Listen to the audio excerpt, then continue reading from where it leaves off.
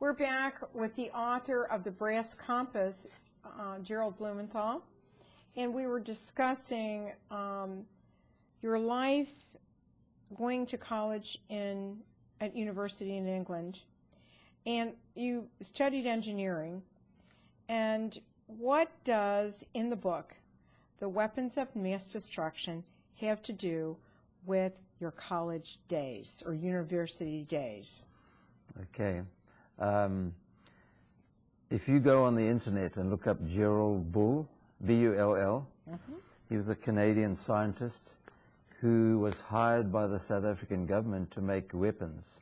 Really? During the time that South Africa was ostracized from the world because of apartheid. Right. And he just was interested in making big guns. And I met him when he was in South Africa, and I subsequently met him again in England. I didn't know at the time, but he was actually working for Saddam Hussein. Really? He had a vision of making a gun that was 500 feet long, 1 meter, which is 39 inches in diameter. And they were being made under the guise of irrigation pipes. They never really got off the ground, because by the time the Brits and the Belgians discovered these pipes, what they really were meant for, they impounded it at sea. They took all the parts back. So it never really got to Saddam Hussein. Now, what's amazing about Gerald Ball was that, wasn't he an alcoholic? Yes. And how did he continue to work being an alcoholic? Well, he was a brilliant man. You know, he upset a lot of dignitaries, a lot of government officials, and he actually became ostracized. That was the reason he went to work for Saddam Hussein. He just got angry.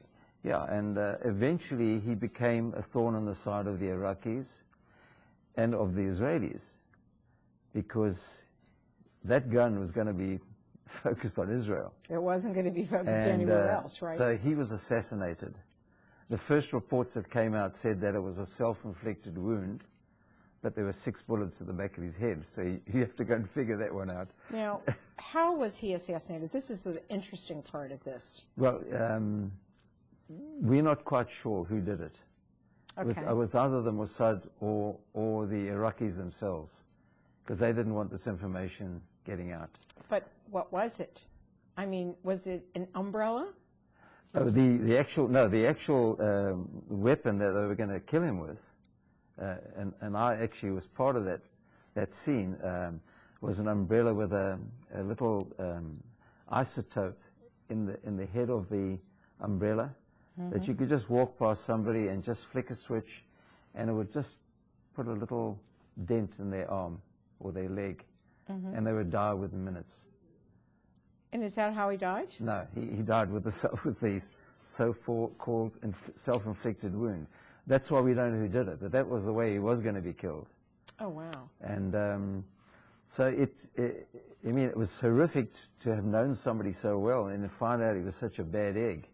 Because I tried to help him when he was an alcoholic.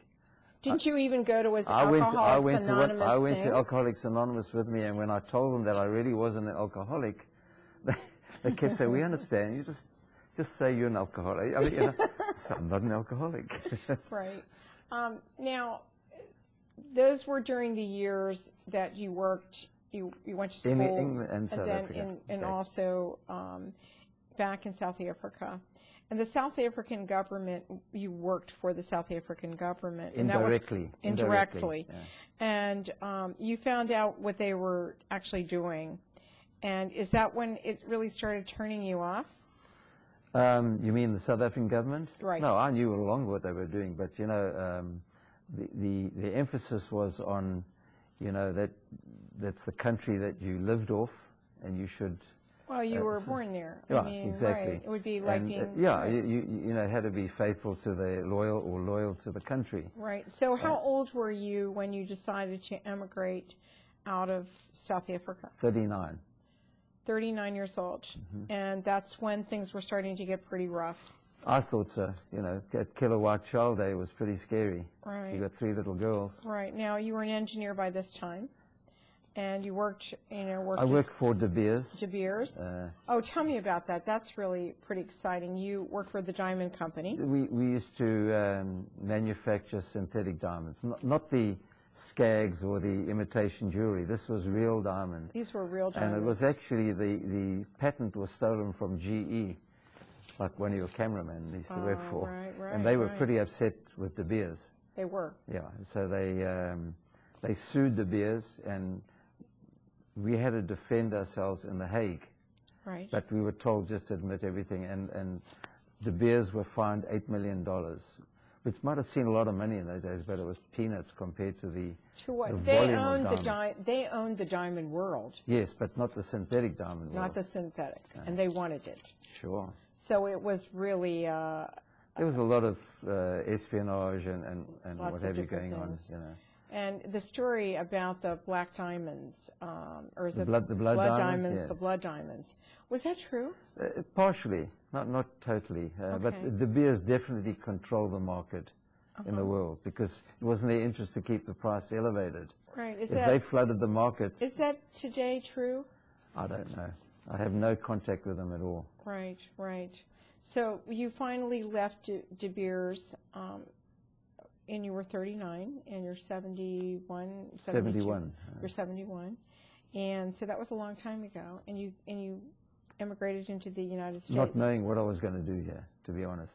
Was it easy to emigrate? At that time, it wasn't too difficult. It's extremely difficult today. If I wanted to bring my family here, it would take 14 years.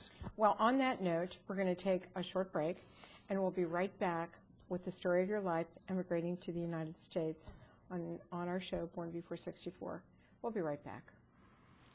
We'll be right back on Born Before 64 after this commercial. For more information on our show, check out our website at www.bornbefore64.com.